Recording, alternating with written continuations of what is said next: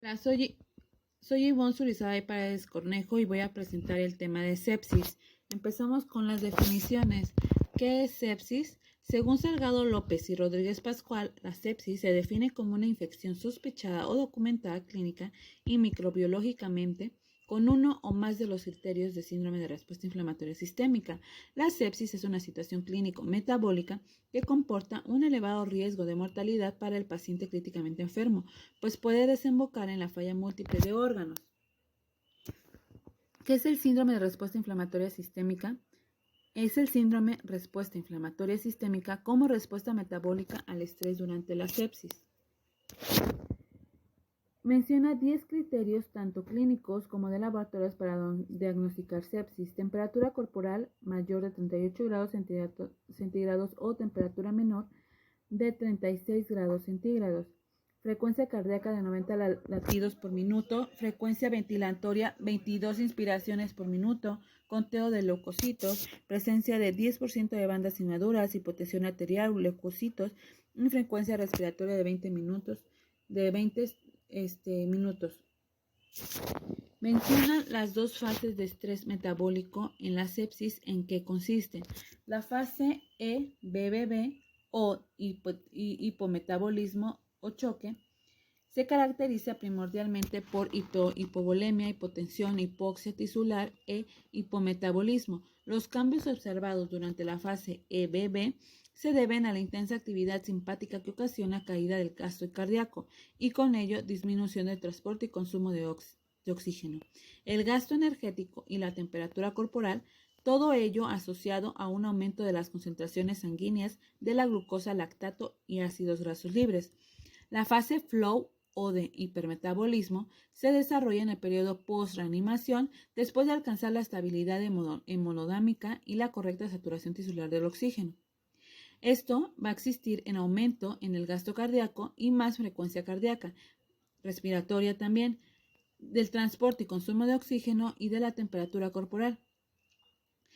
También en esta fase se va a observar un estado hipermetabolismo gracias a que el aumento de gasto energético y con ello el consumo de oxígeno y la producción de dióxido de carbono, se va a estar reportando que el gasto energético alcanza un pico de 3 a 4 días después de lo ocurrido del trauma, para después disminuir progresivamente. Después de esto, del gasto energético va a persistir elevado hasta el 10º día de post-trauma. ¿Cuál es el incremento del gasto energético en una persona con sepsis? El gasto energético suele incrementarse entre 1.5 y 2.0 sobre los propios estados basales del individuo. Esto se llega a observar en aumentos mayores de dependencia del tipo y la gravedad del estrés. La intensidad de respuesta metabólica se encuentra en estrecha relación con la injuria y la cantidad de mediadores inflamatorios activados. ¿Qué es la falla orgánica múltiple? En la sepsis es la disminución potencialmente reversible en la función de uno o más órganos que son incapaces de mantener la homeostasis sin un sostén terapéutico. Menciona 10 alteraciones fisiopatológicas en la falla orgánica múltiple. Se deprime la glucogénesis hepática, por lo que puede aparecer hipoglucemia. Llega a aumentarse la concentración sanguínea del ácido láctico. Disminuye la capacidad del hígado para sintetizar la proteína. El aporte de oxígeno de proteínas en esta etapa solo contribuirá a incrementar la producción hepática de urea. Tendrá disminución en la capacidad hepática como la oxidación de grasas. La lipogénesis se va a incrementar, disminución tanto en la capacidad hepática como la oxidación de las grasas. Va a disminuir el aclaramiento sérico de los triglicéridos como el desarrollo de hipertrigliceridemia.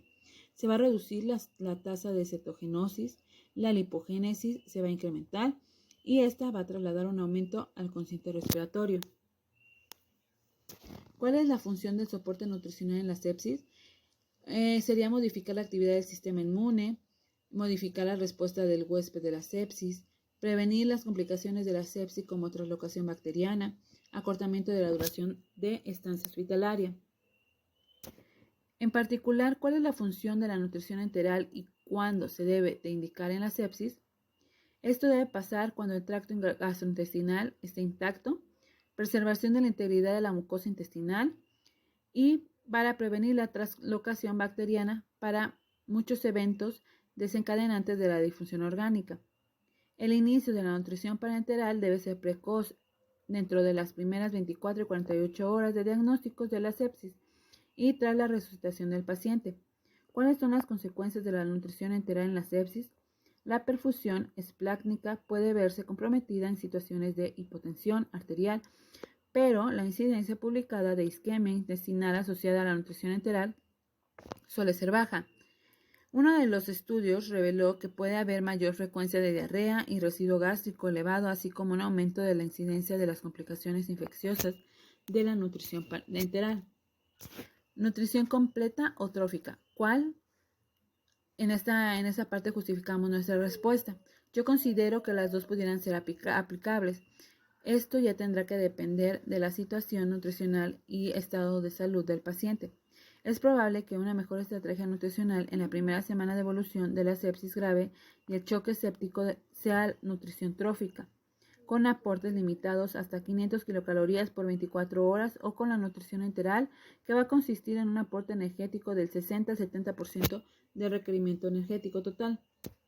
¿Cuál es la función de la nutrición parenteral y es recomendable? En sí, la nutrición parenteral se considera como la segunda opción. Esto va a mostrar un beneficio extra, ya que es un complemento también de la nutrición enteral, es un uso benéfico. La vía enteral no debería utilizarse si la enteral es suficiente. ¿Cuáles son las recomendaciones de carbohidratos, lípidos y proteínas en el paciente séptico?